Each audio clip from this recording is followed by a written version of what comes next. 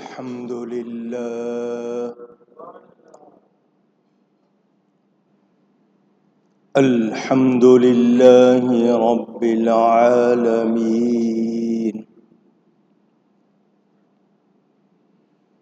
والصلاة والسلام على رسوله سيد المرسلين خاتم النبيين رحمة للعالمين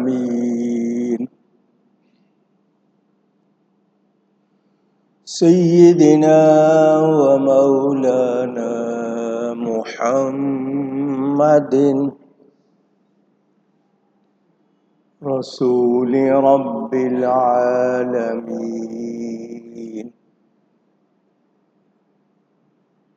وعلى آله وصحبه أجمعين. أما بعد فأعوذ بالله من الشيطان الرجيم. بسم الله الرحمن الرحيم.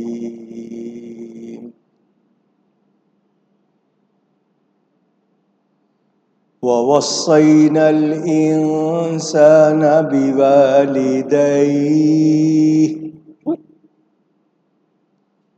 حملته أمه وهنا على وهن وفصاله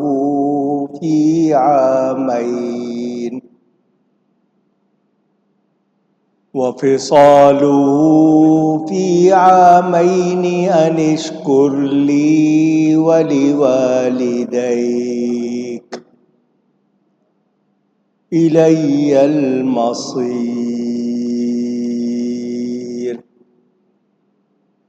صدق اللہ العلی العظیم. محبت کے ساتھ ایک مرتبہ درود شریف پڑھ لیجیے. اللہم صلی علی سیدنا و مولانا محمد معدن الجود والکرم وآلہ وصحبہ وبارک وسلم.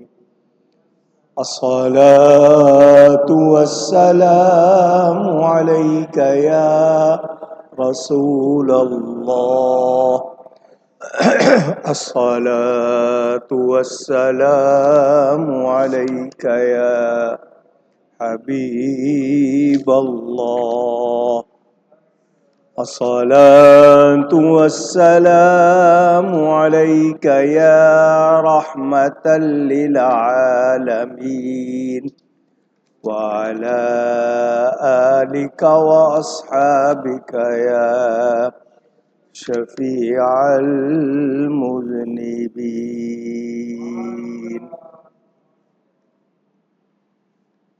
حمد و صلاۃ کے بعد قرآن کریم کی سورۃ اللقمان، سورہ لقمان کی تفسیر کا بیان آپ سن رہے ہیں. گزشتہ جمعے شرک کے حوالے سے گزشتہ سے پیوستہ کچھ بیان کیا تھا. انشاءاللہ اگلی آیت کے حوالے سے گفتگو کروں گا. اللہ تعالی مجھے حق بیان کرنے، ہم سب کو حق سن کر اس کو قبول کرنے، اس پر عمل کرنے اور اس پر قائم رہنے کی توفیق عطا فرمائے.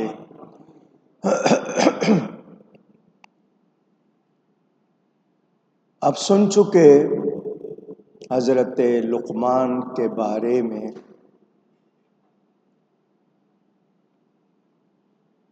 وہ کون تھے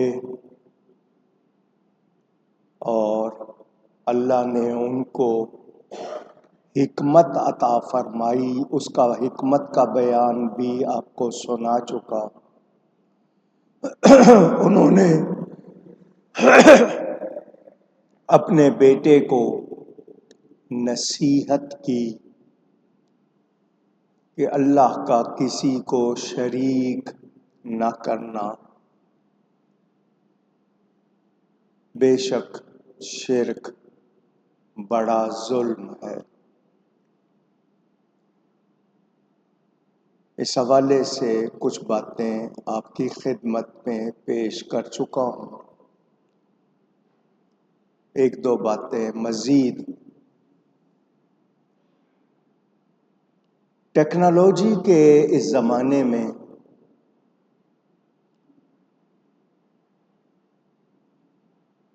جب کہ اسمارٹ فون، موبائل فون ہر ایک کے ہاتھ میں آ گیا،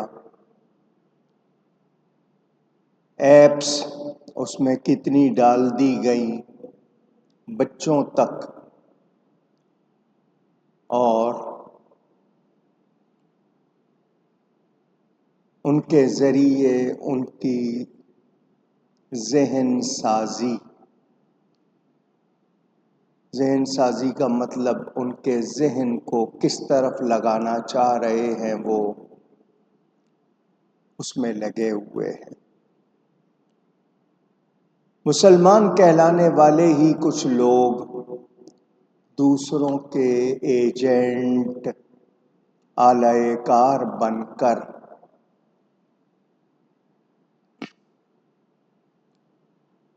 چند سکوں کی خاطر، دنیا کے تھوڑے سے مال کی خاطر، یا خود جن کا ذہن درست نہیں، ایمانی حالت درست نہیں، وہ لوگ دوسروں کا ذہن خراب کرنے میں لگے ہوئے ہیں۔ گھر بیٹھے چلتے پھرتے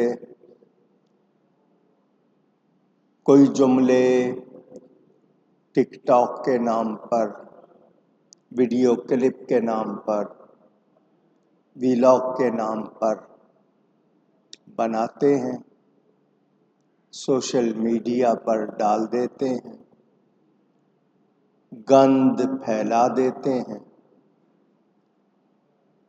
اور آپ کو پتہ ہے غلط چیز کتنی تیزی سے پھیلتی ہے۔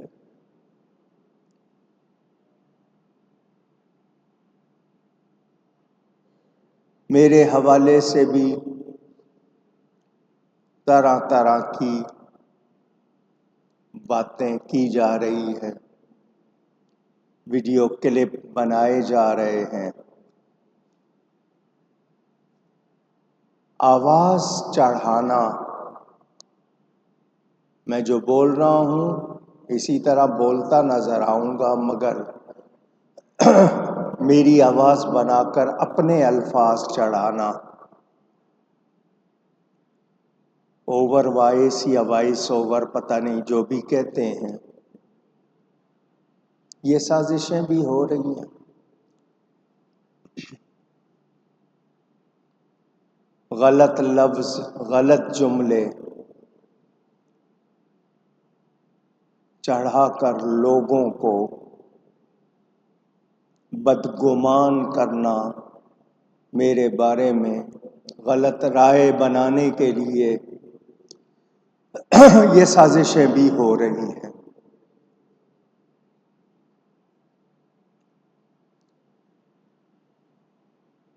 قرآن کا، حدیث کا، اولیاء کا مذاق اور تمسخر کیا جا رہا ہے۔ گورنمنٹ کو کوئی دلچسپی نہیں، ان کو صرف اپنی کرسی بچانی ہے، مال بنانا ہے، انہیں پرواہ نہیں کہ دین کے ساتھ کیا کھلواڑ ہو رہا ہے، کیا کھیلا جا رہا ہے۔ اپنی عزت خود بچانے کے لیے کچھ لوگ جواب دیتے ہیں، سائبر کرائم میں شکایت کر دیتے ہیں، کچھ لوگ خاموش رہتے ہیں۔ ان کو کیا منہ لگانا، کیا کہنا، لیکن نوجوان، بچے، بچیاں یا وہ لوگ جو حقائق نہیں جانتے، وہ خراب ہو رہے ہیں، بگاڑا جا رہا ہے۔ قرآن حدیث کے حوالے سے غلط باتیں لوگوں کو، پہلے ہی کتنے فتنے ہیں۔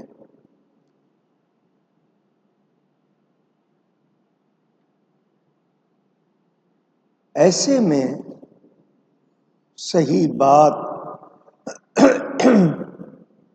لوگوں تک پہنچانا اور ان فتنوں کا سامنا کرنا بلا شبہ جہاد ہے۔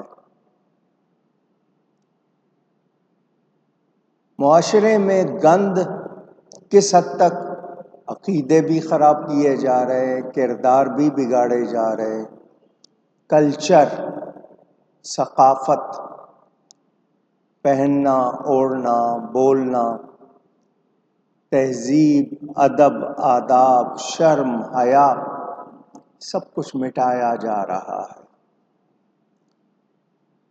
ماں باپ، اولاد، حقوق، فرائض، کوئی ایک مصیبت ہو تو عرض کروں، وہ چیزیں جن کو شرک نہیں کہا جا سکتا ان کو شرک کہا جا رہا ہے۔ لوگوں کو معلوم ہی نہیں کہ شرک ہے کیا، جس بات کو چاہا شرک کہہ دیا، جس کو چاہا حرام کہہ دیا۔ جواب دیں تو سنتے نہیں ہیں، اپنی بات کو دہراتے رہتے ہیں۔ اب جس تک غلط بات پہنچی اس تک اگر جواب نہیں پہنچا تو اس کا ذہن تو خراب ہو گیا نا، وہ وہی سمجھے گا۔ اس سوشل میڈیا کو مثبت استعمال کرنا، پازیٹیو یوز، صحیح جائز استعمال کرنے کی بجائے غلط استعمال زیادہ ہو رہا ہے۔ ہمارے لوگوں کی کمزوری کہ وہ دین نہیں سیکھتے، بچوں کو اسکول میں تو ڈال دیتے ہیں مہنگی مہنگی فیسوں کے ساتھ، عقیدے نہیں سکھاتے، دین نہیں سکھاتے، ان کو انٹرنیٹ کے ذریعے گمراہ کیا جا رہا ہے۔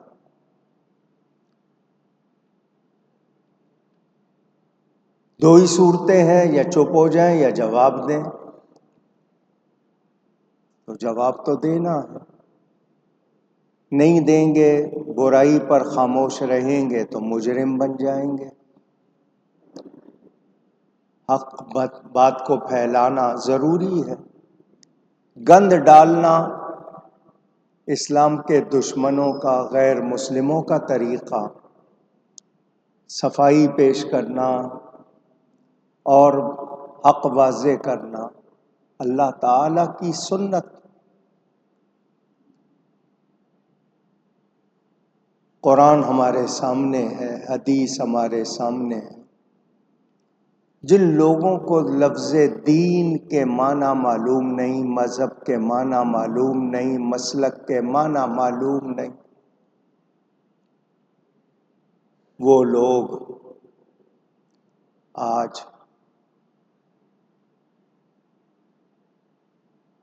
دوسروں کے ایجنٹ بن کر مسلمانوں کو بگاڑنے میں لگے ہوئے ہیں۔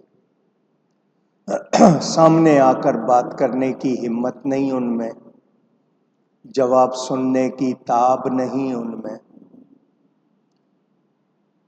شرک یقیناً سب سے بڑا گناہ ہے، ظلم ہے، ظلم عظیم۔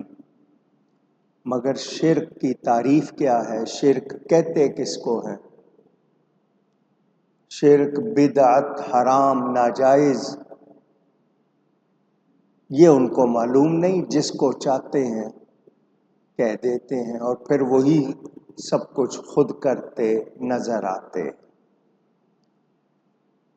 اولیاء کرام، علماء حق،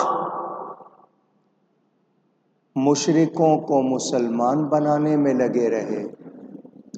آج کچھ لوگوں کا دھندا مسلمانوں کو مشرک قرار دینے میں لگا ہوا ہے۔ میرا ایک جملہ یاد کر لیں، اللہ کے نزدیک، اردو میں آسان کر کے بول رہا ہوں، اللہ کے نزدیک ہم مومن ہیں تو کسی کے فتوے سے ہم مشرک ہو سکتے نہیں، یہ یاد کر لیں۔ عند اللہ و عند الرسول ہم صحیح ہیں تو ان لوگوں کے فتوے سے ہم غلط قرار دیے جا سکتے نہیں، بس یہ یاد کر لیں۔ علماء حق نے حق کو واضح کرنے، آسان کر کے بیان کرنے میں کسر نہیں چھوڑی، مگر مفتیان شرک، جن کا کام ہی شرک کے فتوے دینا ہے، انہوں نے اپنی روش، اپنا طریقہ شاید یہی بنا لیا ہے۔ وہ نہیں سوچتے کہ اللہ کو جواب دینا ہے، اللہ کے سامنے پیش ہونا ہے۔ دنیا میں وہ فساد برپا کر رہے ہیں، کچھ پیسوں کے لیے، کچھ شہرت کے لیے، کچھ کسی چیز کے لیے۔ الحمدللہ ہم اہل سنت و جماعت ہرگز مشرک نہیں ہیں، قرآن و سنت کے مطابق صحیح عقیدے رکھتے ہیں، ہمیں شرک و بدعت سے کوئی تعلق نہیں۔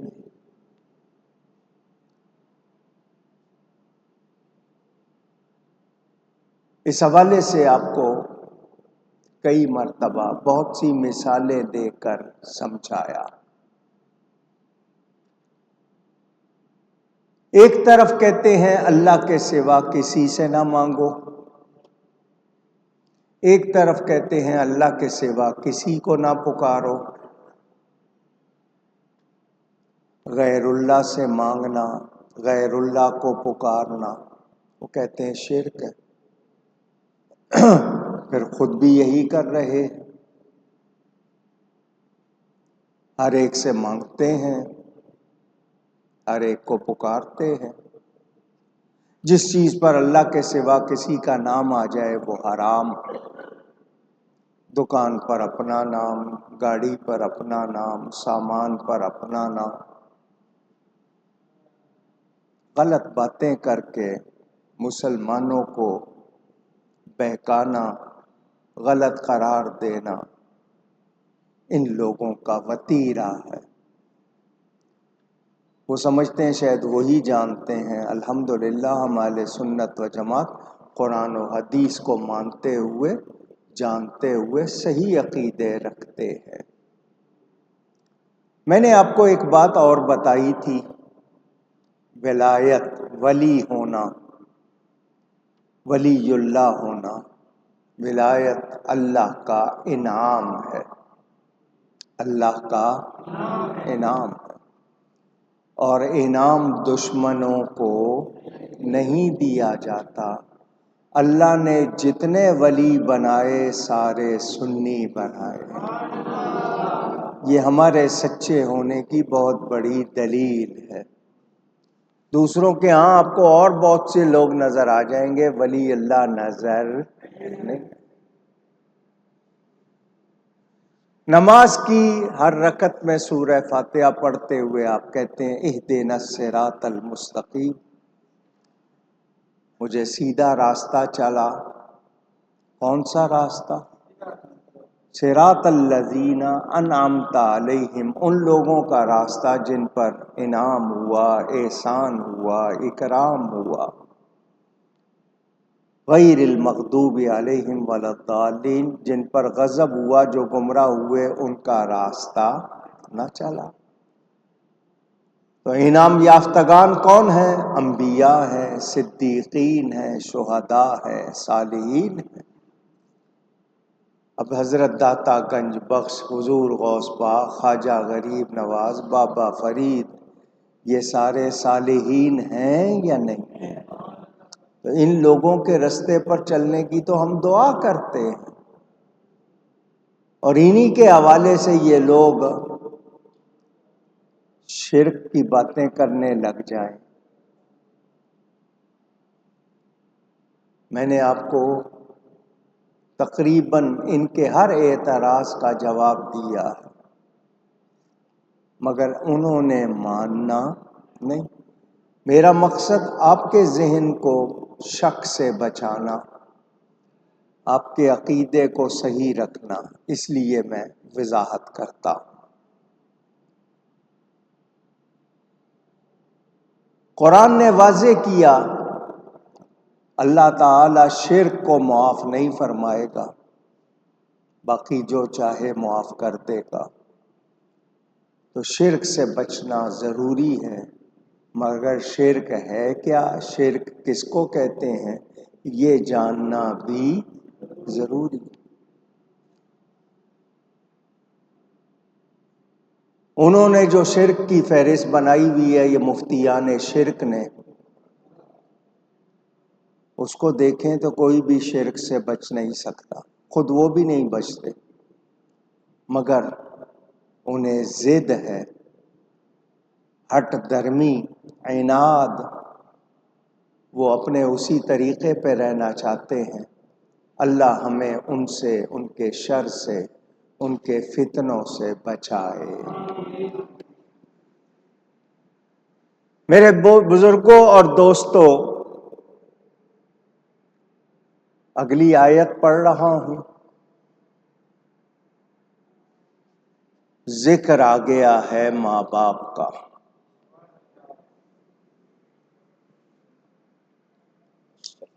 مہربانی، پہلے بھی اس حوالے سے کئی مرتبہ بیان کیا ہے، پھر آیت آئی ہے، مزید بیان کروں گا انشاء اللہ تعالی۔ اللہ تعالیٰ ارشاد فرماتا ہے وَوَصَّيْنَا الْإِنسَانَ بِوَالِدَيْهِ،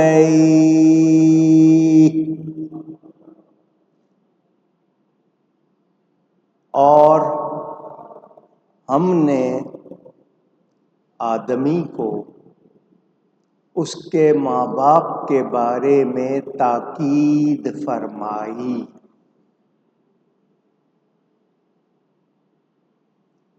میں نے کئی مرتبہ آپ کو یہ بات بتائی ہے، سگے ماں باپ کو والدین کہتے ہیں، وہ ماں جس نے جنا، وہ باپ جو سگا ہے، والد اور والدہ کیا کہتے ہیں، خالہ کو، چچی کو، پھوپھی کو، بڑی عمر کی عورت کو ماں کہہ لیتے ہیں آپ، بڑی عمر کے شخص کو باپ کہہ لیتے ہیں، مگر والدین سگے ماں باپ جن کی وجہ سے ہم وجود میں آئے، جنہوں نے جنا۔ ٹھیک ہے؟ اللہ فرماتا ہے انسان کو، آدمی کو ہم نے تاکید فرمائی ماں باپ کے بارے میں، والدین کے بارے میں۔ یہ اللہ فرما رہا ہے جس نے ہمیں پیدا کیا۔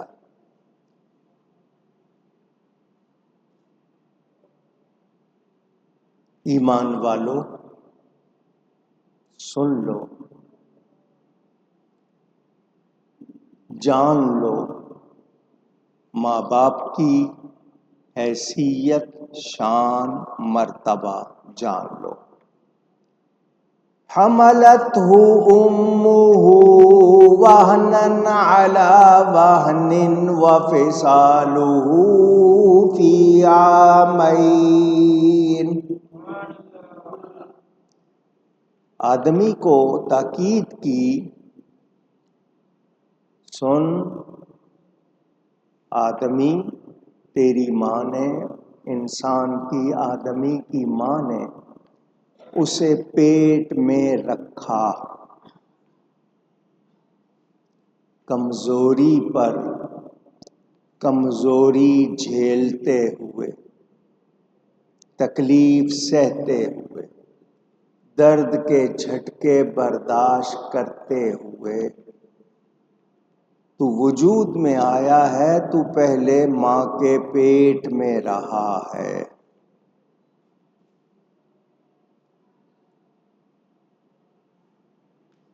کتنا عرصہ؟ مدت آپ جانتے ہیں، 9 مہینے۔ کم بھی ہو جاتی ہے، 7ویں مہینے میں بھی بچہ ہو جاتا ہے، 8ویں میں، 9 مہینے۔ اس کے بعد وَفِصَالُهُ فِي عَامَيْنِ، ماں نے پیٹ میں رکھا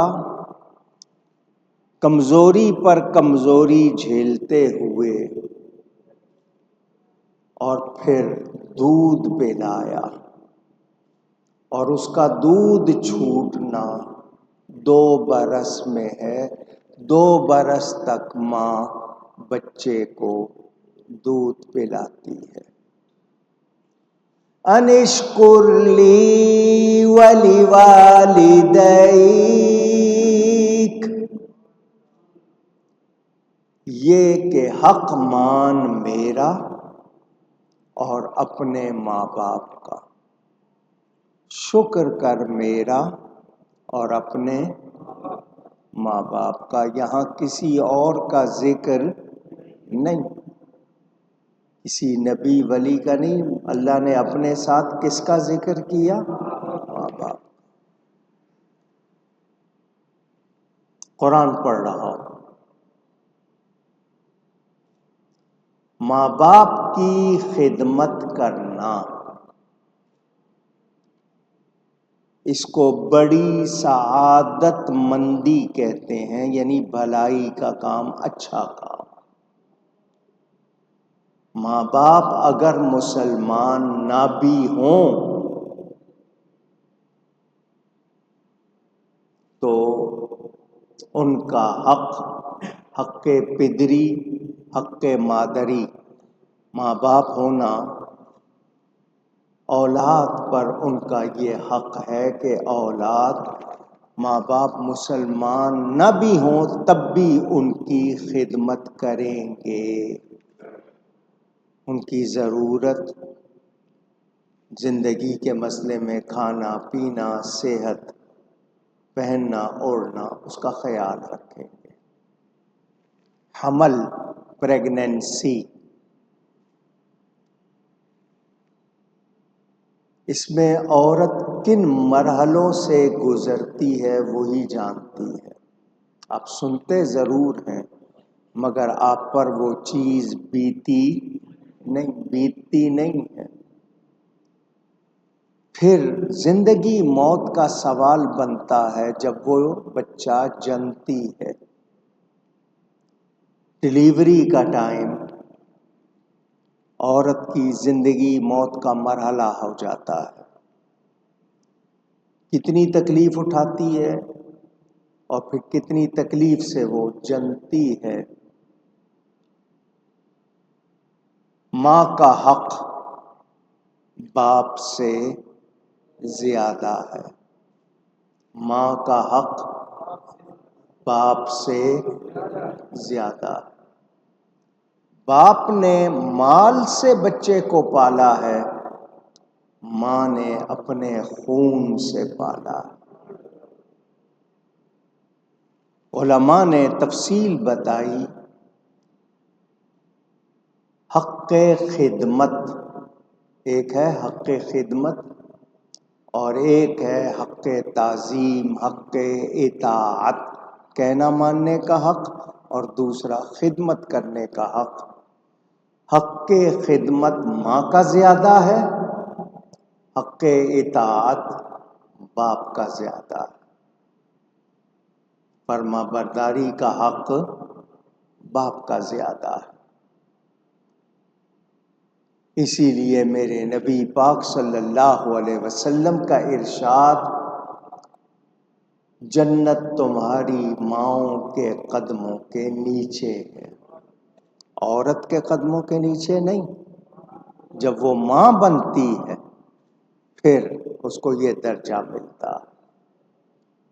اور فرمایا کہ تو اور تیرا مال، انتا و مالوکا لابیکا، تو بھی اور تیرا مال بھی تیرے باپ کا ہے۔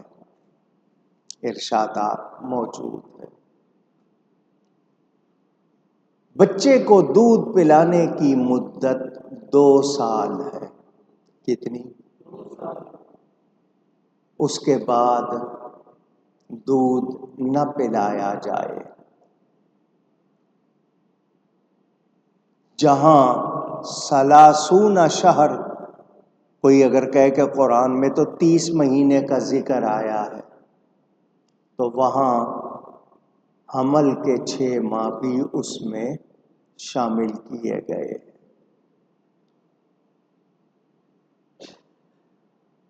اللہ تعالی رب ہے، خالق ہے، پیدا کرنے والا۔ ماں باپ ذریعہ بنے ہیں جننے والے، ماں باپ نہ ہوتے تو ہمارا وجود نہ ہو۔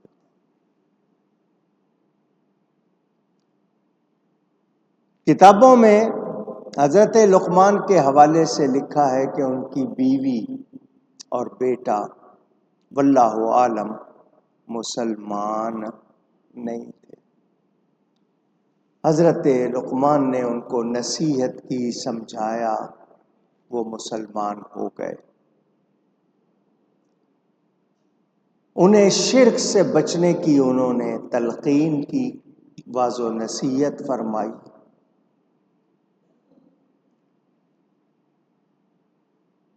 نفس کو کیسے قابو رکھنا ہے، دل کو کیسے صحیح رکھنا ہے، روح کو کیسے پاکیزہ رکھنا ہے۔ حضرت لقمان نے بیٹے کو کیا کہا؟ نفس کو صرف خدمت حق میں لگا دو، اپنے نفس کو، اپنی ذات کو اللہ کی سچ کی خدمت میں لگا دو، اپنے دل کو اللہ کے سوا کسی کی طرف متوجہ نہ ہونے دو، اور روح کو مشاہدہ حق، اللہ کے جلووں کو دیکھنے میں لگا دو۔ یہ ان کی تلقین تھی۔ پھر انہوں نے بیٹے کو جو دین سکھایا، نیکی سکھائی، تو ساتھ ہی پھر کیا ہوا کہ ماں باپ کے حقوق بھی پہچانو۔ اے انسان، تو مسلمان ہے، اللہ کو مانتا ہے، نبی کو مانتا ہے، دین کو مانتا ہے، تو سن، تجھے کیا کرنا ہے؟ جن کی وجہ سے تجھے وجود ملا وہ تیرے ماں باپ ہیں، ان کے حقوق کو پہچان، جو اللہ نے ان کے حصے میں رکھا ہے اس حق کو پہچان۔ میرے دوستوں اور بزرگوں، اس حوالے سے اگر میں بہت زیادہ تفصیل میں نہ بھی جاؤں تو مختصراً عرض کروں گا، ماں باپ نہ ہوتے تو ہم اونچی، ذرا زور سے، کیوں کہلوایا ہے؟ پہچانے؟ آپ عالم بن جائیں، پیر بن جائیں، وزیر بن جائیں، سفیر بن جائیں، بادشاہ بن جائیں، آپ کے پاس دنیا کا مال جمع ہو جائے، شہرت بہت مل جائے،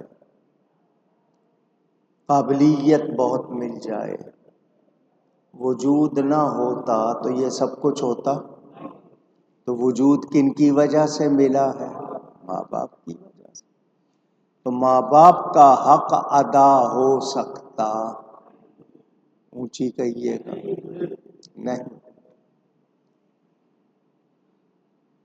کروڑوں اربوں خربوں روپے خرچ کر لیں تب بھی ان کا حق ادا ہو سکتا نہیں۔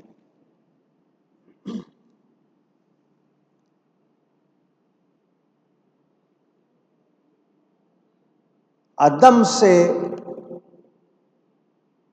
موجود کیا یہ اللہ نے کیا، ہم نہیں تھے، ہمیں پیدا کرنے والا بنانے والا اللہ تعالی۔ اللہ نے ہمیں نعمتیں عطا کی سر سے لے کر پاؤں تک، ہمارا وجود، ہمارے اندر باہر کتنی نعمتیں ہیں، یہ سب کس نے عطا کی؟ اللہ۔ والدین کا شکریہ کیوں؟ کہ ان کے ذریعے تو وجود میں آیا، وہ سبب بنے، وسیلہ بنے۔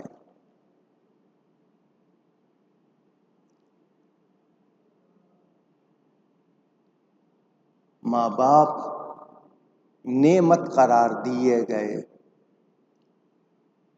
اللہ نے اپنے شکر کے ساتھ والدین کے شکر کو کہتے ہیں اس لیے ملایا کہ اللہ نے حقیقی وجود بخشا تو والدین نے اس وجود کی تربیت کر کے قابل بنایا، سنوارا، سدھارا۔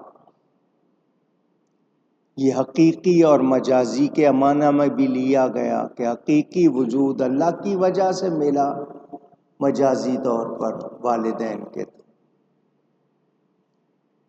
حدیث شریف آپ سنتے ہیں، جو لوگوں کا شکر ادا نہیں کرتا وہ اللہ کا شکر ادا نہیں کرتا۔ اللہ تعالیٰ نے اپنے شکر کو بندوں کے شکر پر موقوف فرمایا، یا شکر کے ثواب کو بندوں کے شکریہ ادا کرنے پر موقوف فرمایا۔ موقوف کا مطلب ٹھہرایا۔ تو اب پتہ چلا کہ والدین کا شکریہ ادا کرنا ہے، ان کو ڈانٹنا نہیں، ان کے اوپر گرجنا نہیں ہے، بلکہ کیا کرنا ہے؟ شکریہ ادا کرنا ہے، ان کا حق ماننا ہے، ان کی قدر کرنی ہے۔ شکر کے معنی آپ کو بتائے، صحیح قدر کرنا۔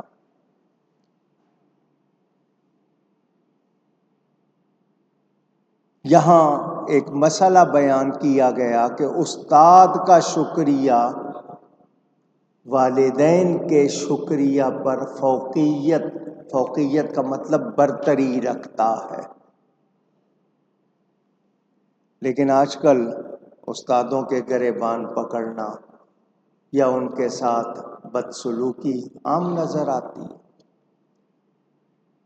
حضرت سکندر سے پوچھا گیا کہ کیا وجہ ہے آپ اپنے والدین پر استاد کو زیادہ تعظیم دیتے ہیں، ترجیح دیتے ہیں؟ تو حضرت سکندر نے جواب دیا، اس لیے کہ والدین نے مجھے آسمان سے زمین پر پہنچایا، استاد نے زمین سے آسمان پر پہنچایا۔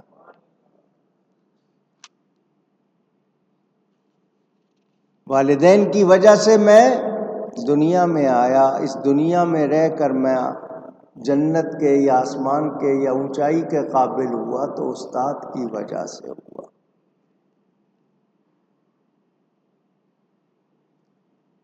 بزرگ مہر، ان کا بھی ایک قول لکھا گیا ہے، ان سے بھی کہا گیا کہ آپ استاد کی زیادہ تعظیم کرتے ہیں والدین سے، تو انہوں نے کہا والدین میری فانی زندگی کا سبب ہیں، استاد میری بقا والی زندگی کا سبب ہے۔ اب والدین کے حوالے سے میں کچھ باتیں دہرا دوں، پوری تقریر موجود ہے۔ میں نے آپ کو بتایا تھا میری والدہ مرحومہ، اللہ ان کے درجات بلند فرمائے، جب ان کی وفات ہوئی تھی تو میں نے ایک کتاب لکھی تھی ماں جی قبلہ کی یاد میں۔ اپنی والدہ کا ذکر کرتے ہوئے میں نے اس میں قرآن کی آیتیں اور تقریباً 150 حدیثیں اس میں داخل لکھ دی تھیں لوگوں کے لیے کہ ان کو پیغام پہنچے۔ وہ پوری کتاب میں نے اس وقت مفت تقسیم کی تھی ان کے 40ویں پر، انٹرنیٹ پہ موجود ہے، دوبارہ چھپ کر آئے گی تو لوگ اس کو حاصل کر سکیں گے۔ آپ کو کچھ مسئلے اور کچھ باتیں سنا دوں۔ حضرت سفیان بن عیینہ وہ فرماتے ہیں جو پابندی سے 5 نمازیں پڑھتا ہے اور آرام سے بچتا ہے، اللہ کی نافرمانی سے بچتا ہے، تو وہ اللہ کے احسانات کا شکر ادا کرنے والا شمار ہوگا۔ اور 5 نمازوں کے بعد والدین کے لیے جو دعا کرتا ہے مغفرت کی، وہ اپنے والدین کے احسانات کا شکر ادا کرنے والا شمار ہوگا، کیونکہ حکم ہے اللہ کا بھی شکر کرنا ہے اور ماں باپ کا بھی۔ جو چاہتا ہے کہ میں اپنے والدین کی وفات کے بعد ان کے ساتھ احسان کروں، تو حدیث میں بتایا گیا کہ اسے چاہیے والدین کے دوستوں، عزیزوں، رشتہ داروں کے ساتھ اچھا سلوک کرے۔ زندگی میں جس سے ماں باپ ناراض رہے اور اسی حالت میں فوت ہو گئے، پھر وہ چاہتا ہے کہ ماں باپ راضی ہو جائیں، تو ان کے ساتھ احسان کرنے والے اور اچھا جو سلوک کرنے والے ان لوگوں کے ساتھ اچھائی کرے، بہت زیادہ استغفار کرے، ایصال ثواب کرے تو والدین کی طرف سے کرے، نیکی زیادہ کر کے والدین کی روح کو خوش کرے۔ حدیث شریف میں بتایا گیا جو شخص ہر جمعہ اپنے والدین کی مزارات کی زیارت کرے، وہاں سورہ یاسین پڑھے تو وہ برا بھی ہو تو نیک لکھا جاتا ہے۔ حدیث شریف میں ہے جس کی خواہش ہو کہ وہ قبر میں اپنے باپ کو خوش کرے، تو اسے چاہیے باپ کے مرنے کے بعد اس کے دوستوں کو خوش رکھے، اور جس کے ماں باپ مر گئے اور وہ ان کی خدمت نہ کر سکا، تو جب تک زندہ ہے ان کے لیے اتنا استغفار اور اتنا صدقہ خیرات کرے کہ وہ خدمت گزاروں میں لکھا جائے، اور جو ہر جمعہ اپنے والدین یا دونوں میں سے کسی ایک کی قبر کی زیارت کرے، وہ بھی خدمت گزاروں میں لکھا جائے گا۔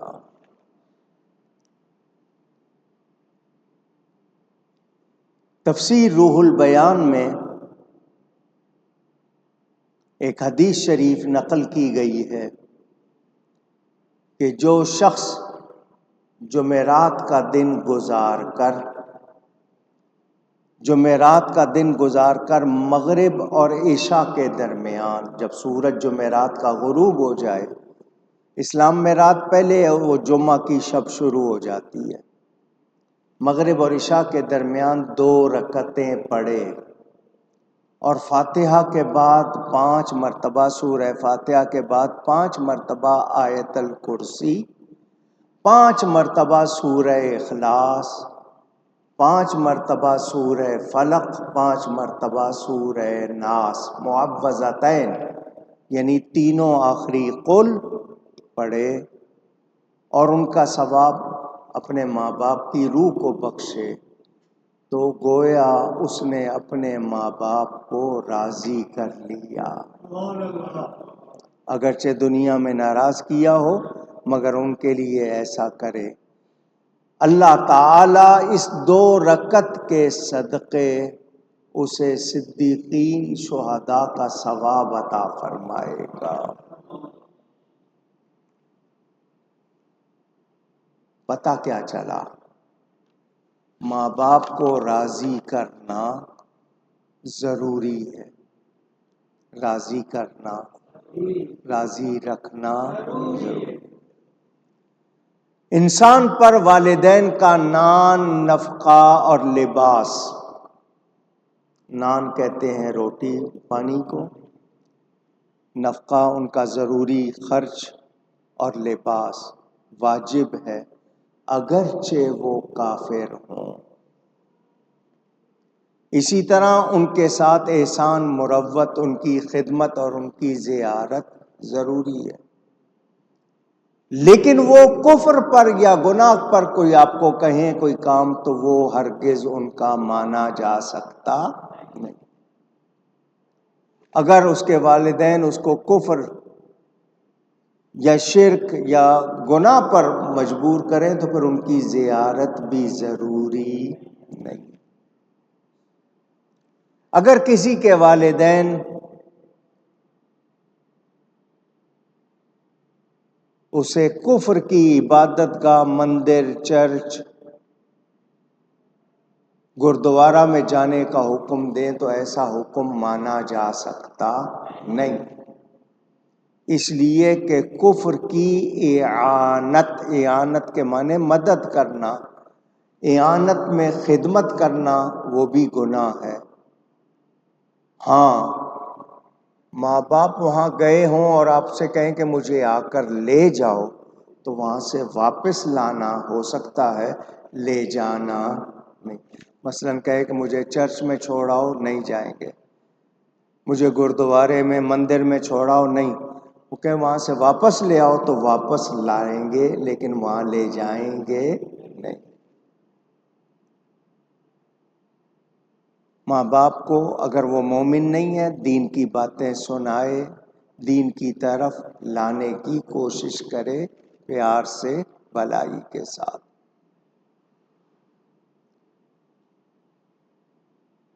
میرے دوستوں اور بزرگوں، حضور صلی اللہ علیہ وسلم سے ایک شخص نے عرض کی،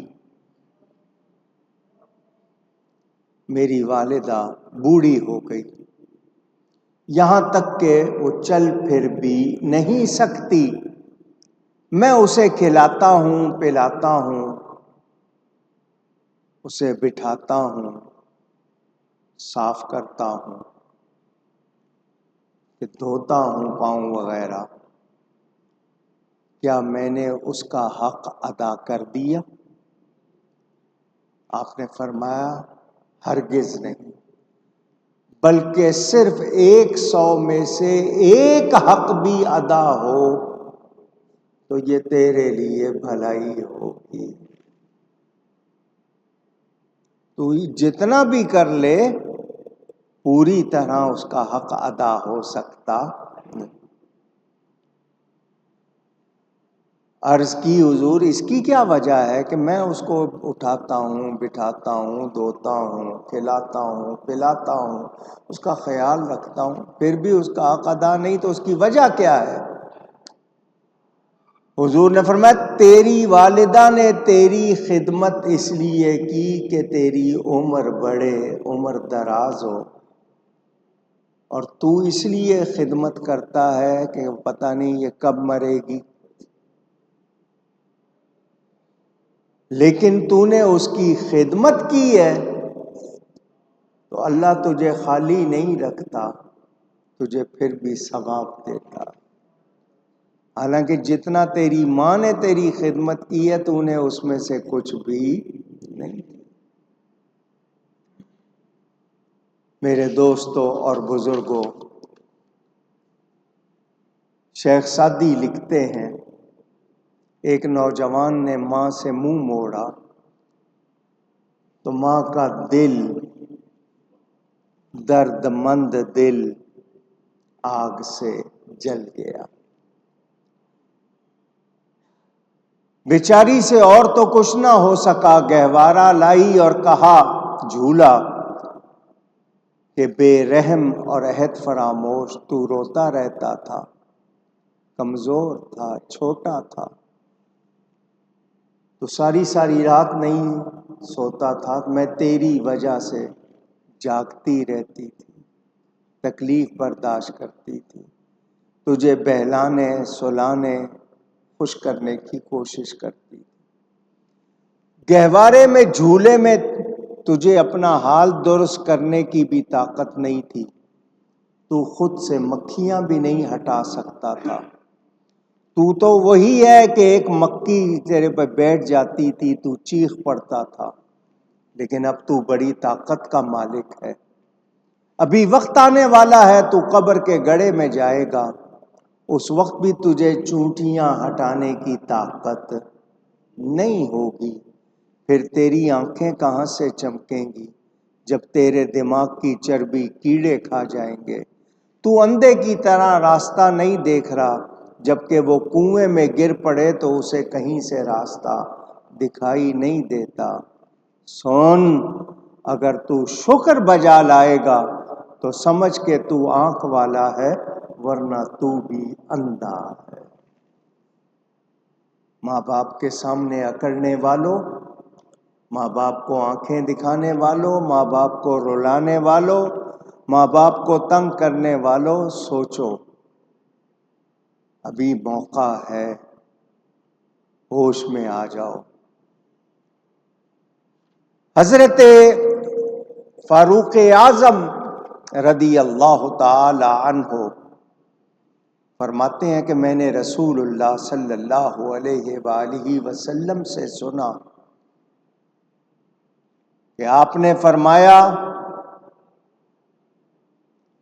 اگر مجھے اپنے بعد تمہارے تغیر احوال کا خطرہ نہ ہوتا تو میں تمہیں حکم فرماتا کہ 4 لوگوں کے جنتی ہونے کی گواہی دو۔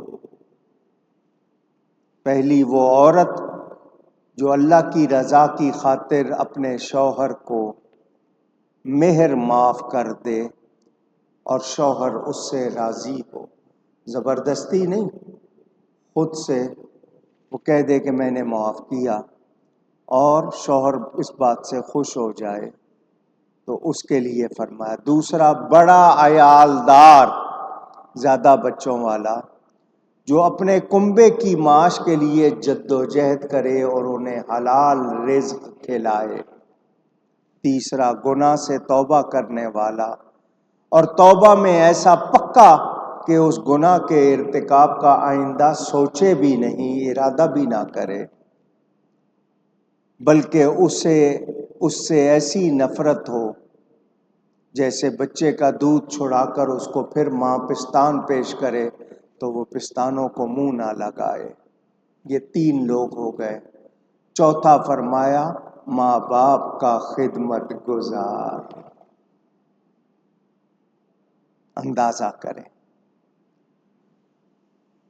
اس کے بعد حضور صلی اللہ علیہ وسلم نے فرمایا مبارک اسے جو ماں باپ کی خدمت کرتا ہے، اور برا ہو اس کا جو ماں باپ کا بے فرمان نافرمان، انہیں ناراض کرنے والا۔ حضرت عطا بن یسار رحمت اللہ علیہ ایک بزرگ، وہ فرماتے ہیں میں سفر کو،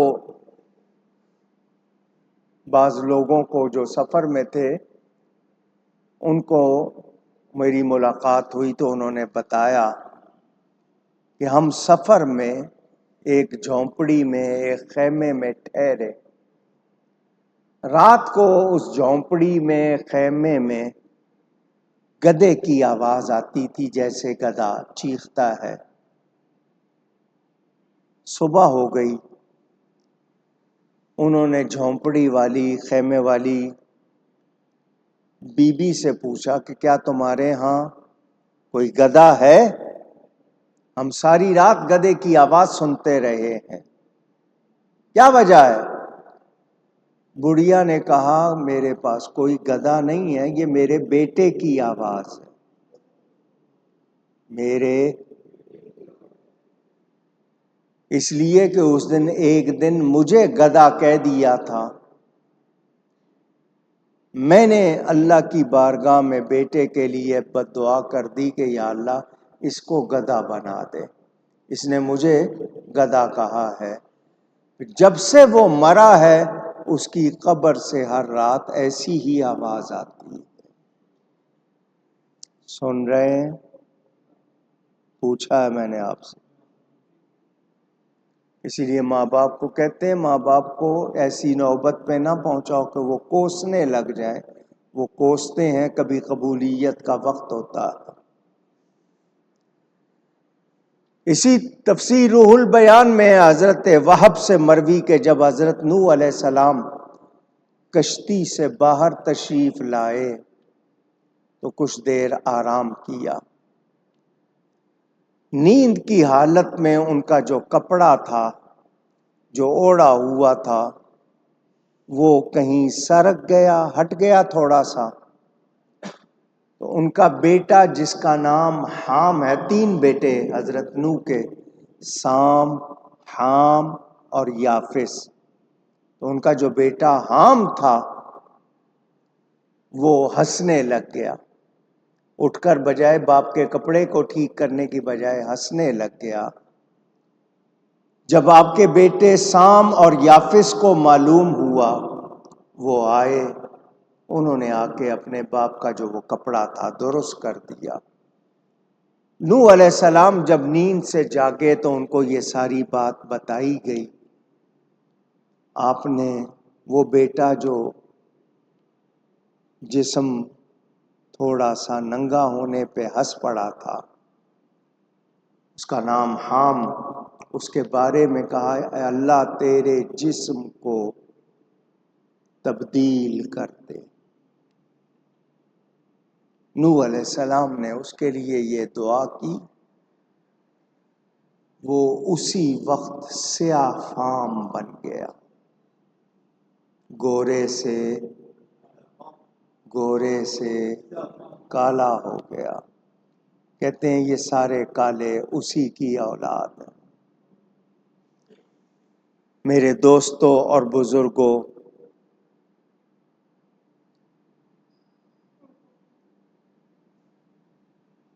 قرآن نے واضح کیا کہ ماں باپ کو اف بھی نہ کرو، رگیں پھلا کر ان سے بات بھی نہ کرو، مگر ہم لوگ کس حال میں ہیں ہمارے سامنے۔ میرے دوستوں اور بزرگوں،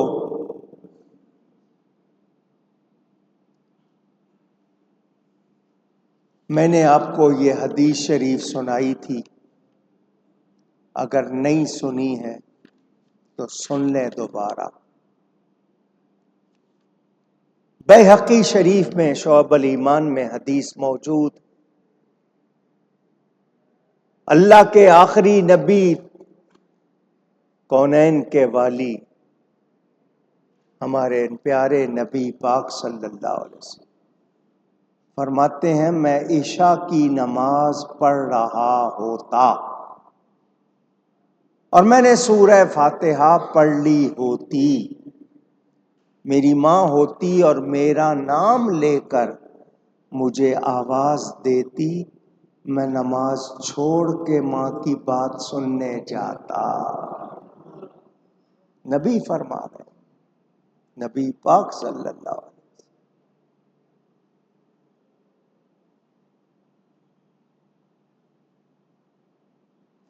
عورت نبیہ نہیں ہوئی مگر نبیوں کی ماں تو ہوئی، ولیوں کی ماں تو ہوئی۔ کتنا درجہ ہے. صحابی آتا ہے، عرض کرتا ہے یا رسول اللہ صلی اللہ علیہ وسلم، ایک پتھریلی زمین ہے، پتھر ہی پتھر ہے، نوکدار، چلنا آسان نہیں ہے، پتھریلی زمین، اور وہ بھی گرم ہے پتھر، اتنے گرم کہ تازہ گوشت ڈالا جائے تو وہ کباب بن جائے، اتنے گرم پتھر.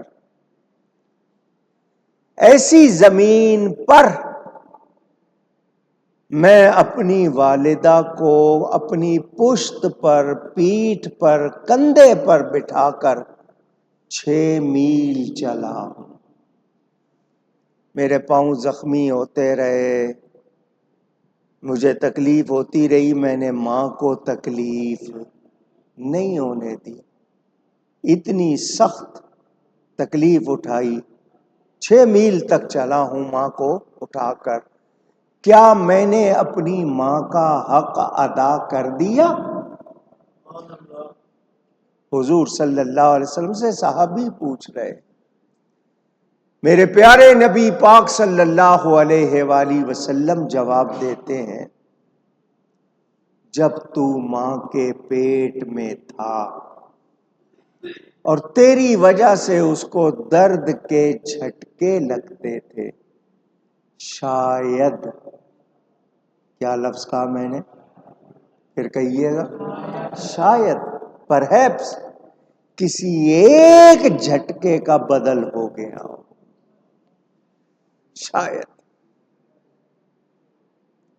اتنی تکلیف تو نے اٹھائی ہے تو تو پوچھ رہا ہے کہ کیا ماں کا حق ادا ہو گیا؟ تو ماں کو تیری وجہ سے جو درد کے جھٹکے لگتے تھے، شاید کسی ایک جھٹکے کا بدل ہو گیا. اندازہ کریں. حضرت سیدنا اویس قرنی، عاشق مدنی، نبی کریم صلی اللہ علیہ وآلہ وسلم کا ظاہری زمانہ پایا، صحابی نہ بن سکے. قرنی، قاف، رے، نون، یہ اردو میں کہہ رہا ہوں، 4 حرف ہے نا قرنی میں، اونچی، قاف، رے، نون، یہ. پیار کی بات ہے، حضرت ابو بکر الصدیق، آخری حرف کیا ہے؟ قاف. حضرت عمر، آخری حرف کیا ہے؟ رے. حضرت عثمان، آخری حرف کیا ہے؟ نون. حضرت علی، آخری حرف کیا ہے؟ یہ. قرنی. ان 4 کا فیض ملا ہے ان کو، 4 کی خوبیوں میں سے حصہ ملا ہے.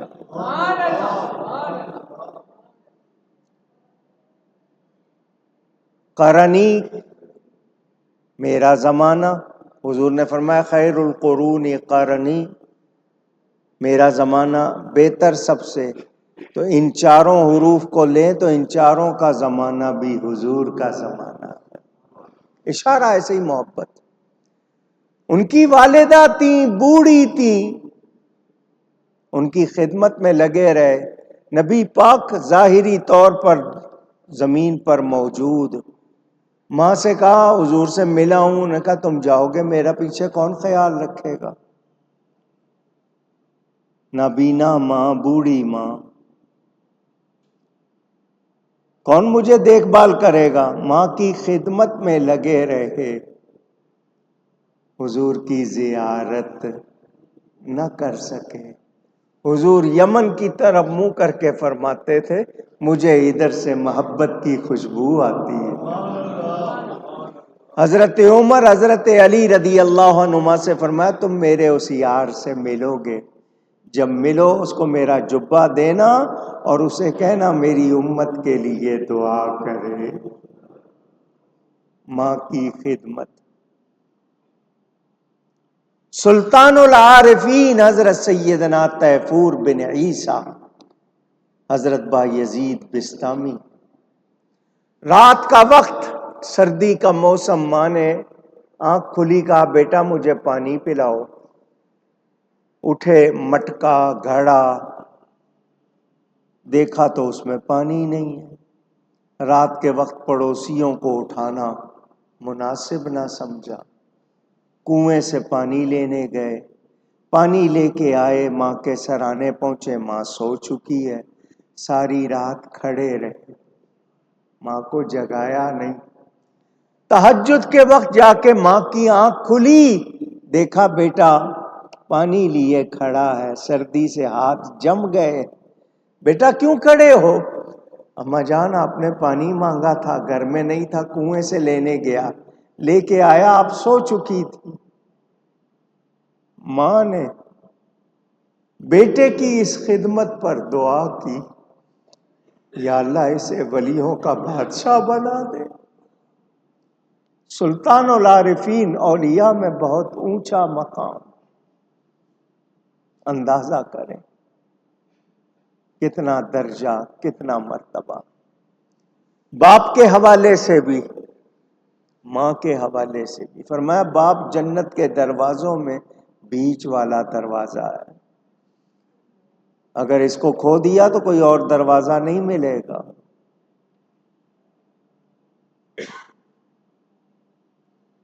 حضرت موسیٰ علیہ السلام کی والدہ، اکثر لوگ نام پوچھتے ہیں، یوحانز ان کا نام بتایا جاتا ہے. دعا کرتی تھی جب موسیٰ علیہ السلام کوہ طور پر جاتے تھے، یا اللہ میرے بیٹے کے مزاج میں ذرا تیزی ہے، تجھ سے کلام کرتے ہوئے آواز اونچی ہو جائے، کوئی بات ہو جائے تو معاف کر دینا. ماں کی وفات ہو گئی. موسیٰ علیہ السلام کوہ طور پر گئے، غیب سے ندا آئی، موسیٰ آج ہوش سے بات کرنا. آج پیچھے دعا کرنے والی نہیں بیٹھی. ہم اپنی ماؤں سے کیا سلوک کرتے ہیں، اپنے باپوں سے کیا سلوک کرتے ہیں. میں نے آپ کو یہ بات بھی سنائی تھی جب میں نے اپنی وہ کتاب لکھی والدہ کے بارے میں، تو حدیثیں جمع کر رہا تھا. ایک حدیث میں نے اس وقت پہلی مرتبہ پڑھی، اس سے پہلے نہیں پڑھی تھی. اس حدیث میں تھا کہ سب سے بڑا گناہ کیا ہے. آپ کہیں گے قتل کرنا، غیبت کرنا، سود لینا، رشوت، شراب، زنا. آپ یہ کہیں گے بڑے گناہ ہیں. اس وقت پتا چلا کہ سب سے بڑا گناہ کیا ہے. اس حدیث میں یہ تھا کہ سب سے بڑا گناہ کیا ہے کہ ماں باپ بیٹے کو بلائیں اور بیٹا کہے میرے پاس ٹائم نہیں ہے، میں نہیں آ سکتا. سوچیں کتنی بار ہوا ہوگا ایسا. کوئی مجبوری ہو آ کے بتائیں یا ذکر کریں طریقے سے، لیکن انکار کر دینا یہ کتنا بڑا گناہ، اور ہم سے کتنی بار ہوتا ہو. ماں باپ ہماری کوئی فرمائش پوری نہ کریں، ہم کیا کرتے ہیں، جبکہ حکم کیا ہے کہ ان سے بات بھی کس طرح کرنی ہے وہ بھی سکھایا گیا. میں واقعہ پڑھتا ہوں حیران ہو جاتا ہوں. موسیٰ علیہ السلام جا رہے ہیں، جنگل کا سفر ہے، لمبا سفر ہے. اللہ نے فرمایا موسیٰ سواری چاہیے؟ یا اللہ مل جائے تو آسانی ہوگی. فرمایا یہاں ہمارا ایک بندہ ہے، اس کے پاس جاؤ، وہ تمہارے لیے سواری کا انتظام کر دے گا۔ اللہ نے شان ظاہر کرنی تھی بندے کی، نبی کے ذریعے شان ظاہر کروانی تھی۔ موسیٰ علیہ السلام ڈھونڈتے ہوئے اس بندے کے پاس پہنچے، اپنا تعارف کرایا۔ اس نے کہا حکم فرمائیے۔ فرمایا مجھے سواری چاہیے، میں نے سفر کرنا ہے۔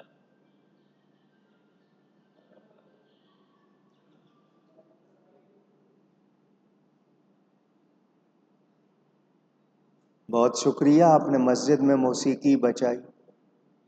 آپ سے اتنی توفیق نہیں کہ مسجد میں آنے سے پہلے اس کو بند کر لیں۔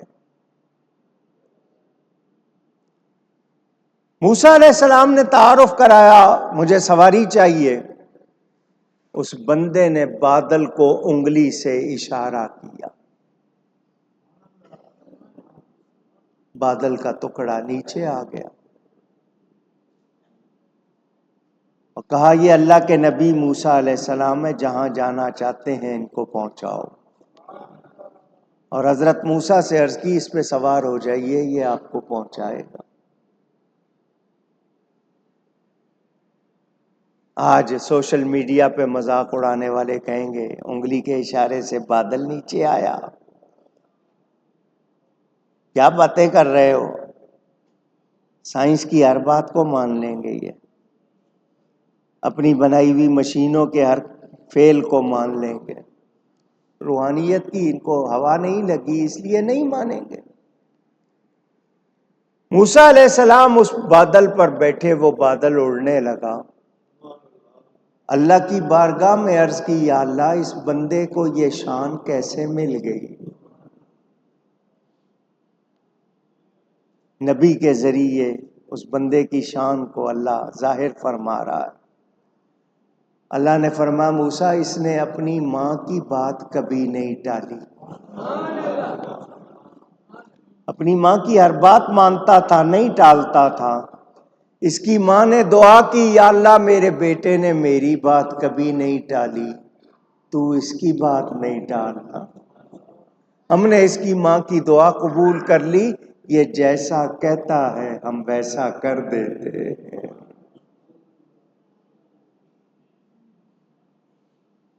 سن رہے ہیں آپ؟ اسی کتاب میں نے یہ واقعہ بھی لکھا۔ ایک بہت بڑے عالم تھے، بزرگ تھے، بادشاہ ان کی بڑی قدر کرتا تھا، بلاتا تھا، مشورے لیتا تھا۔ اس نے آدمی بھیجا جاؤ ان کو بلا کے لاؤ۔ بادشاہ کا جب وہ آدمی آیا، بزرگوں نے فرمایا بادشاہ سے کہنا میری والدہ کی طبیعت اچھی نہیں، میں ان کی خدمت میں لگا ہوا ہوں، نہیں آ سکتا۔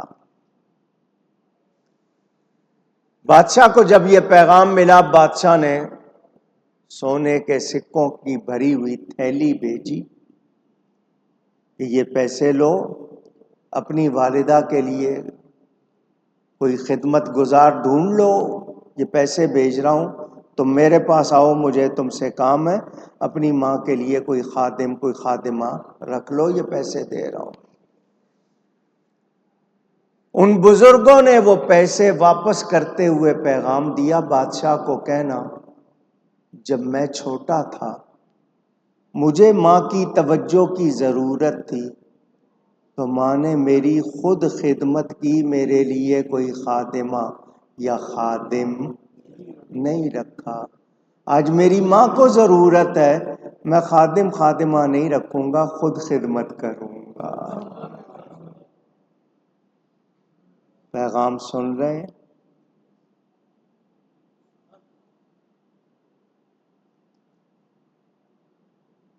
اللہ فرما رہا ہے انشکر لی ولی والدیک، حق مان میرا اور اپنے ماں باپ کا، شکر کر میرا اور اپنے اونچی گئی ہے۔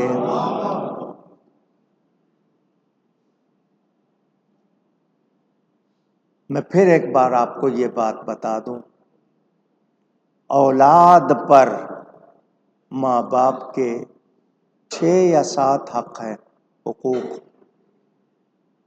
اولاد پر ماں باپ کے 6 یا 7 حقوق ہیں. اولاد کے ماں باپ پر 80 سے زیادہ حقوق ہیں. ماں باپ پر اولاد کے حقوق نہ ماں باپ نے سیکھے نہ اولاد نے سیکھے. اسی طرح میاں بیوی کے حقوق ایک دوسرے نے سیکھے نہیں. نتیجہ کیا ہے؟ کس طرح رہ رہے ہیں، کیا کر رہے ہیں، کتنی غلطیاں ہو رہی ہیں، کچھ اندازہ نہیں. ٹی وی ڈراموں نے، انٹرنیٹ نے، ٹک ٹاک نے، یہ دیگر جتنی ایپس ہیں، آپ کے بچوں کو نہیں، ان کے مزاج کو، پورے ماحول کو بگاڑ دیا.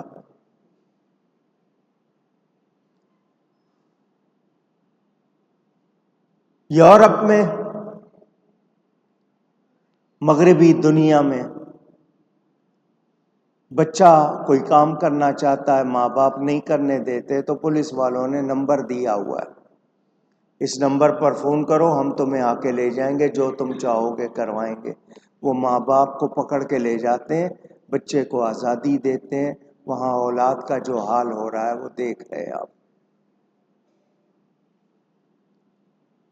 کچھ لوگ ہیں ماں باپ، وہ اولاد کے لیے مارشل لا ایڈمنسٹریٹر بن جاتے ہیں، ظالم بن جاتے ہیں. کچھ بہت ہی زیادہ لینینٹ، نرم ہو جاتے ہیں کہ بچے ادب آداب بھول جاتے ہیں. پیار بھی کرو، روب بھی رکھو. پیار بھی کرو، روب بھی رکھو. جانوروں کی طرح، چوروں کی طرح انہیں مارا نہ کرو. ڈانٹنا پڑے ڈانٹو، مگر نظر رکھو بگڑنے نہ دو. مگر آپ پہلے اچھی طرح بگاڑ لیتے ہیں، پھر کہتے ہیں مولانا صاحب غلط عادتوں میں پڑ گیا ہے، کہنا نہیں سنتا، یہ نہیں کرتا، وہ نہیں کرتا. جو حال ہے ہمارا. میرے دوستوں اور بزرگوں، نبی پاک صلی اللہ علیہ وسلم کے ارشادات بہت، میں نے کچھ آپ کو جھلکیاں سنائیں. آج آپ اپنے ماں باپ کے ساتھ جو کچھ کریں گے، دنیا میں بھی اس کا بدل.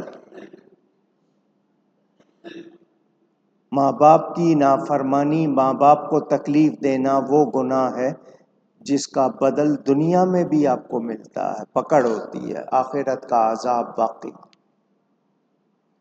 ماں باپ کو راضی رکھنے والے، ماں باپ سے دعائیں لینے والے، ماں باپ کو خوش رکھنے والے اپنی اولاد سے بھی خوشیاں پاتے ہیں. اگر اس کے باوجود بگڑے تو پھر آپ کی تربیت میں کہیں مسئلہ، کمائی میں کہیں مسئلہ، آپ کے رویے میں کہیں مسئلہ. ورنہ ماں باپ کی خدمت کرنے والا محروم رہتا نہیں. موسیٰ علیہ السلام نے اللہ کی بارگاہ میں عرض کی، یا اللہ جنت میں میرا پڑوسی کون ہوگا؟ نبی کو شبہ نہیں ہے کیونکہ نبی ہیں، معصوم ہیں. یہ نہیں فرمایا میں جنت میں جاؤں گا یا نہیں، جنت میں میرا پڑوسی کون ہوگا. اللہ کی طرف سے جواب ملا، ایک قصائی، بچر، قصاب.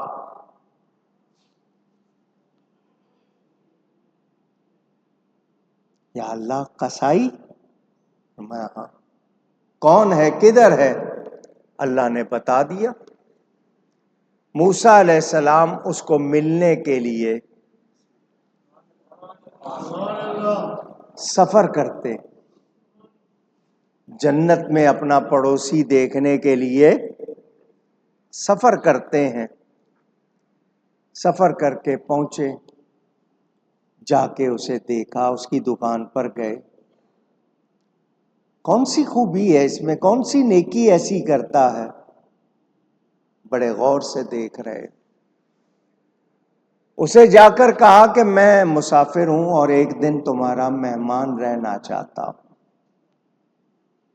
اس نے کہا جی یہ میری دکان کا وقت ہے، یہ گوشت پورا بک جائے، فروخت ہو جائے، پھر میں آپ کو گھر لے چلوں گا، آپ کو انتظار کرنا پڑے گا۔ فرمایا بہت اچھا۔ دیکھتے رہے اس کا طریقہ، گوشت بک گیا، اس نے دکان سمیٹی، موسیٰ علیہ السلام کو گھر لے گیا۔ گھر لے جا کر کہا کہ آپ کو تھوڑی دیر اور انتظار کرنا پڑے گا، آپ بیٹھیں، میری بوڑھی ماں ہے، ہل نہیں سکتی، چل نہیں سکتی، میں ذرا اس کو تھوڑا سا منہ ہاتھ دھلا لوں اس کا، پھر میں اس کو کھانا کھلاؤں گا، اس کھانے کے بعد پھر میں آپ کی خدمت میں کھانا پیش کروں گا۔ موسیٰ علیہ السلام نے کہا میں تیری والدہ سے مل سکتا ہوں؟ اس نے کہا آئیے۔ ہڈیوں کا ڈھانچہ جس کو آپ کہتے ہیں بستر پر، بوڑھی ماں، اس نے ہاتھ دھلائے، ماں کا منہ دھلایا، اپنے سینے کے ساتھ ماں کا سر رکھ کے ٹیک لگا کے بٹھایا اسے، لقمے لیے، شوربے میں بھگو کے نرم کر کے منہ میں چبا کے نرم کر کے ماں منہ میں ڈالتا ہے۔ ماں ہر لقمے پہ کہتی ہے یا اللہ میرا بیٹا میری بہت خدمت کرتا ہے، اسے جنت میں موسیٰ علیہ السلام کا پڑوس عطا کرنا۔ اللہ یا رسول، موسیٰ علیہ السلام کی آنکھوں سے آنسو جاری ہو گئے۔ خاتون سے کہا میں اللہ کا نبی موسیٰ ہوں، تجھے خوشخبری سنانے آیا ہوں، تیری دعا قبول ہو گئی، تیرا بیٹا جنت میں میرا پڑوسی ہوگا۔ اندازہ کریں، اندازہ کریں، ماں باپ کتنی بڑی نعمت ہے۔ اللہ فرماتا ہے انشکر لی ولوالدیک، حق مان میرا اور اپنے ماں باپ، شکر کر میرا اور اپنے ماں باپ کا۔ آگے کیا فرمایا؟ وَإِلَيَّ الْمَصِيرُ،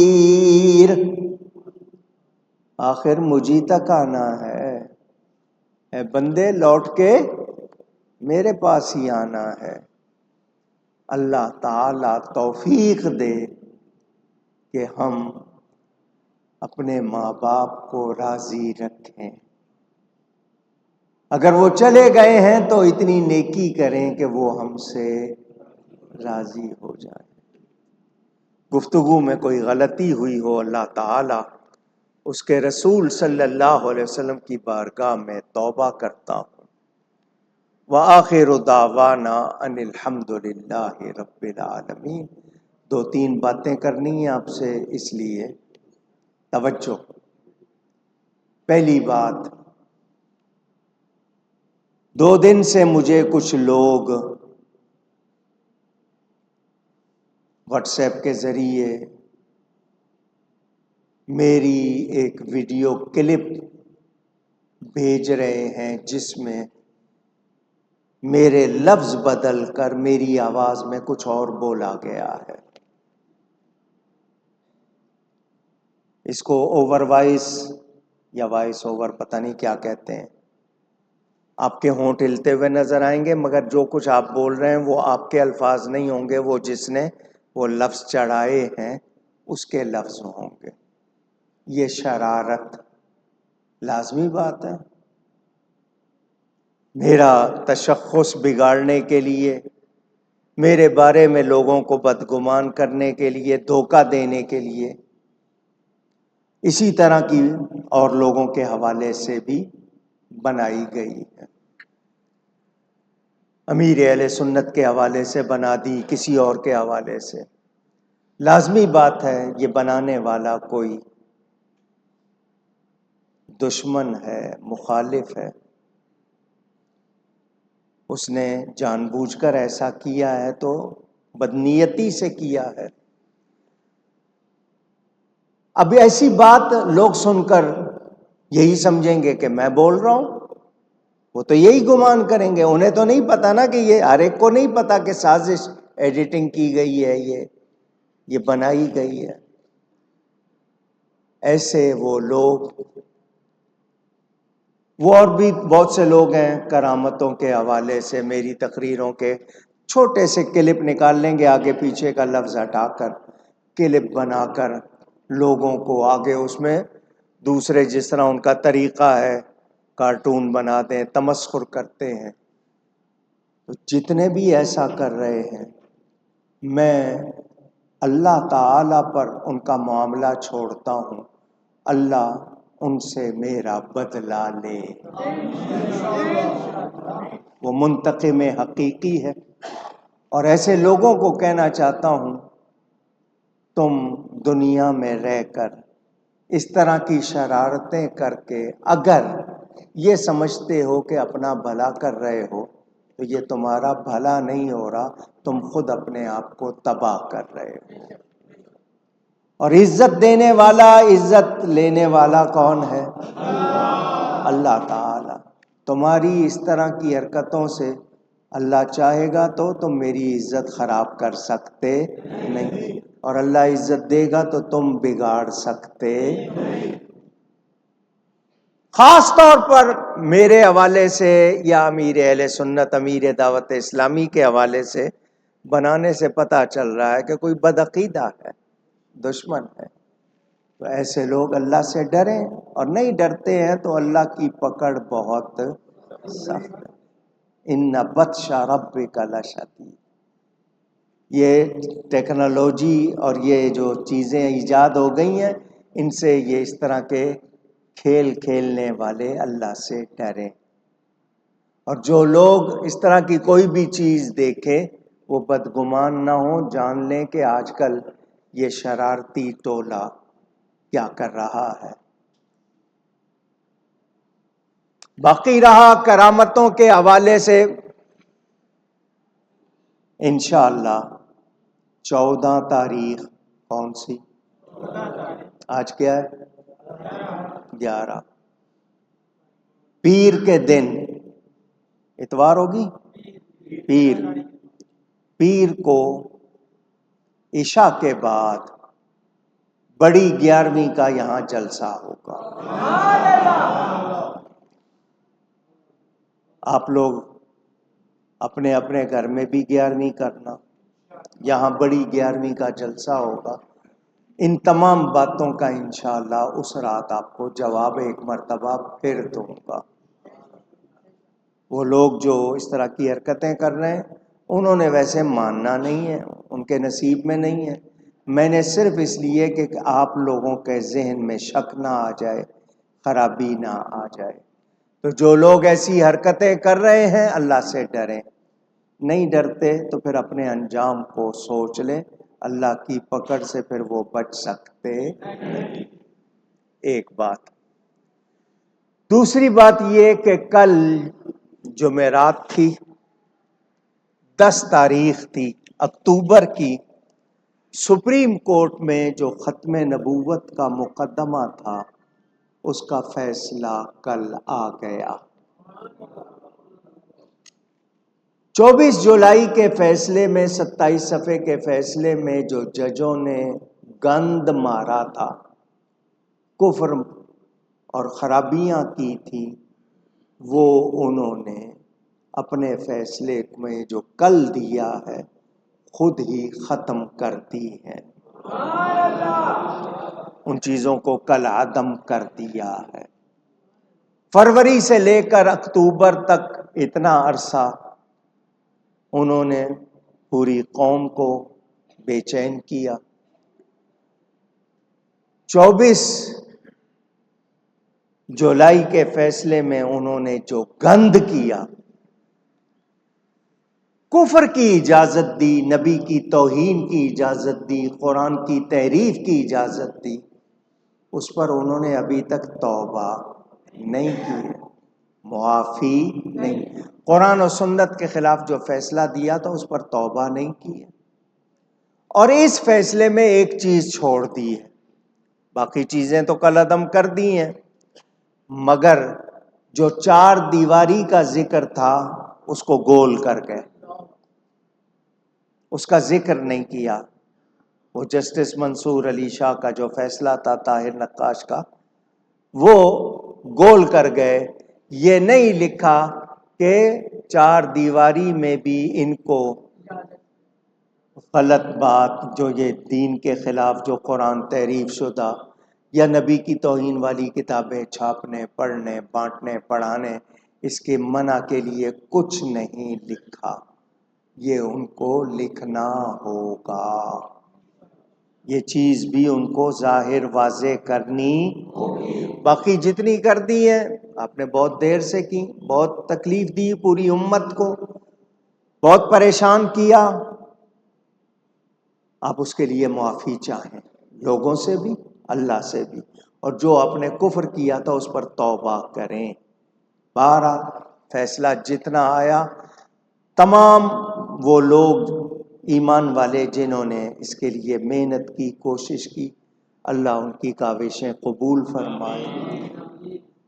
ہمیں ناموری نہیں چاہیے, ہمیں اللہ کی رضا چاہیے. حالانکہ جتنی کوشش کی ہے لوگوں کو پتہ ہے, مگر کوئی لوگوں سے شاباش یا ناموری نہیں چاہیے. بس اللہ قبول کر لے, حضور راضی ہو جائیں. یہ بات آپ سے کرنی تھی. اگلی بات یہ کہ اس وقت آپ کے ملک میں دھماکے شروع کر دیے گئے, لوٹ مار قتل و غارت کا بازار گرم کر دیا گیا. کسی کو سی پیک نہیں پسند, کسی کو کوئی اور پالیسی نہیں پسند.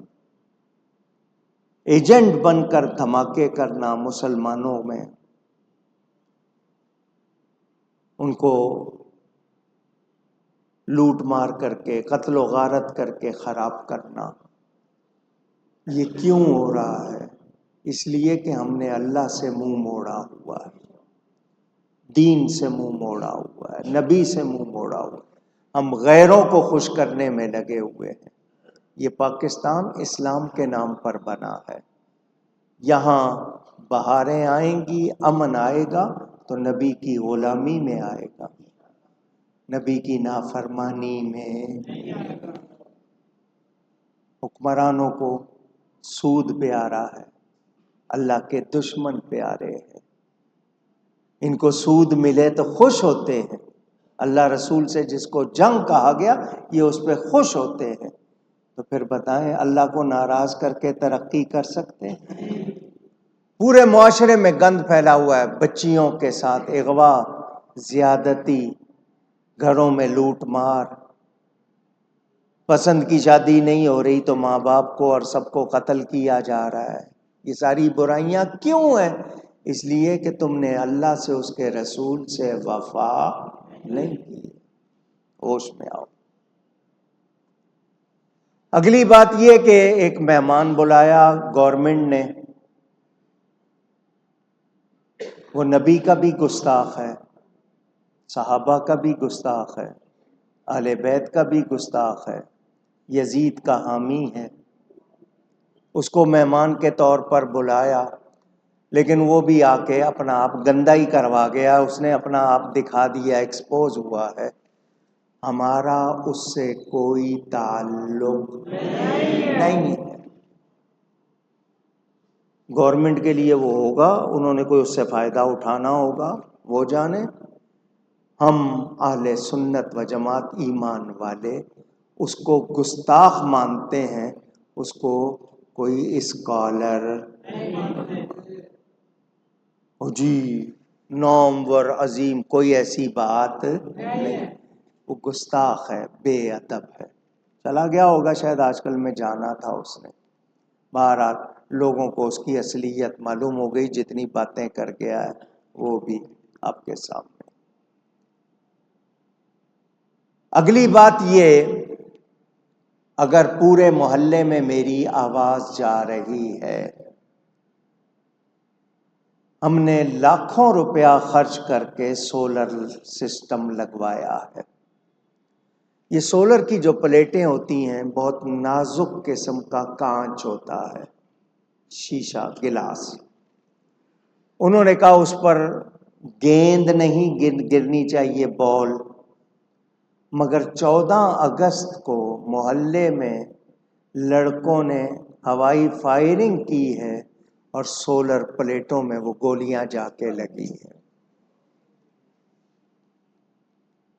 بچے یہاں پر کرکٹ کھیلنا چاہتے ہیں، ان کو کوئی اور جگہ نہیں ملتی مسجد میں، ان کی گیند جائے گی تو میں کیا یہ نقصان سہتا رہوں، خاموش رہوں؟ آپ لوگ مسجد کے پڑوسی ہیں، مسجد کو فائدہ پہنچائیں، نقصان نہیں۔ اب پلیٹ کتنے کی آئے گی، بار بار بدلیں گے، کتنا نقصان ہوگا۔ آپ کو فائرنگ کرنی ہے تو آپ مسجد سے دور ہو کے کریں، اگر آپ کے پاس اتنا ہی شوق ہے آپ کو گولیاں چلانی ہے تو جاؤ، جا کے غیروں سے لڑو، اپنوں پہ ہی مسجدوں پہ آپ اس طرح گرائیں گے گولیاں، نقصان ہوگا۔ تو آپ کو مہربانی کرنی ہوگی، جو مسجد کے پڑوسی ہیں، محلے دار، بچے کھیلنے والے، اگر وہ یہ ہمارے ساتھ تعاون نہیں کریں گے تو پھر ہمیں یہاں پر مزید جو بھی کارروائی قانونی کرنی پڑے گی پھر وہ ہم کریں گے، مجبور ہوں گے۔ سبیل کے حوالے سے آپ کو بتایا، پلاسٹک کی ٹوٹی لگا دیں نا وہاں پہ، وہ بھی اتار کے لے جاتے ہیں۔ بل بھر رہے ہیں ٹھنڈا پانی آپ کو پلانے کے لیے، اتنا انتظام، لاکھوں روپے خرچ کر کے سبیل بنائی، محلے والے اس میں بھی ساتھ نہیں دیتے، صفائی کے معاملے میں بھی ساتھ نہیں دیتے۔ تو مسجد ہے، اگر آپ اس طرح کرو گے تو پھر آپ اپنے لیے برا کرو گے، ساتھ دو گے نیکی کرو گے، اپنے لیے اچھا کرو گے۔ اللہ آپ کو توفیق دے کہ آپ تعاون کریں، خرابی نہ کریں۔ 11ویں شریف کا اعلان میں نے کر دیا آپ لوگوں کے سامنے، انشاءاللہ 11ویں شب، اس میں ہم حلوہ بناتے ہیں غوث پاک کے نسخے والا، اس کو توشہ قادری کہتے ہیں، بہت مہنگا بنتا ہے، پہلے اتنا مہنگا نہیں تھا، بہت مہنگا بنتا ہے۔ بہرحال میں نے کہا جو بھی ہے وہ بنوانا ہے انشاءاللہ، تو آپ لوگ کوشش کیجئے گا وقت پر آ جائیے گا تاکہ جلدی شروع کر کے جلدی پورا کر لیں، اگلے دن چھٹی نہیں ہوتی ہے، تو آپ لوگ کوشش کیجئے گا عشاء پڑھتے ہی آ جائیے، یا یہاں آ کے عشاء پڑھ لیجئے گا انشاءاللہ۔ بہت دیر بھی ہوئی تو 10 بجے میرا خیال ہے شروع ہو جائے، 12 ساڑھے 12 تک ختم، تاکہ آپ لوگ آرام بھی کر سکیں۔ تو 11ویں شریف کا اجتماع ہوگا۔ برطانیہ میں حضرت مولانا قاری خلیل احمد حقانی صاحب جماعت اہل سنت کے رہنما تھے، انتقال کر گئے، اللہ تعالیٰ ان کی مغفرت فرمائے، اور بھی جتنے لوگ اہل ایمان چلے گئے اللہ مغفرت فرمائے۔ ہمارے حاجی ایوب قریشی صاحب، جن کو لڈو بھائی کہتے ہیں پیار سے، ان کی اہلیہ کا چہلم ہے 12 تاریخ کو، اللہ تعالیٰ ان کی مغفرت فرمائے۔ 11ویں کے حوالے سے اتنا کہہ دوں، ہر گھر میں 11ویں کرنی ہے آپ کے پاس کچھ کھانے پینے پلانے کو نہیں ہے، آپ گھر والے بیٹھو، ختم غوثیہ پڑھ لینا، میری کتاب اوراد مشائخ میں، کچھ بھی نہیں تو 1 مرتبہ سورہ فاتحہ، 11 مرتبہ قل هو اللہ شریف پڑھ کر ایصال ثواب کر لینا، غوث پاک کی روح کو بخش دینا، 11ویں ہو جائے گی۔ ہر گھر میں کرنی ہے، تھوڑی سی چینی پانی رکھ لینا، نہیں بھی ہے کچھ، جو پکایا ہے اس پہ خود ہی ایصال ثواب کر کے خود ہی کھا لینا، کسی کو کھلا دو گے تو زیادہ ثواب، لیکن ہر گھر میں 11ویں کرنی یاد رکھنا، ایصال ثواب کے لیے حضور غوث پاک، بڑی برکتیں ہوتی ہیں اس کی، اللہ تعالی قبول فرمائے۔ اس کے علاوہ بھی بہت سے اعلان تھے لیکن ابھی فی الحال نہیں کر رہا، یہ رکے پڑھ دیتا ہوں۔ میری عرض ہے، میرے والد صاحب بیمار ہیں، مجھے مکان کا کرایہ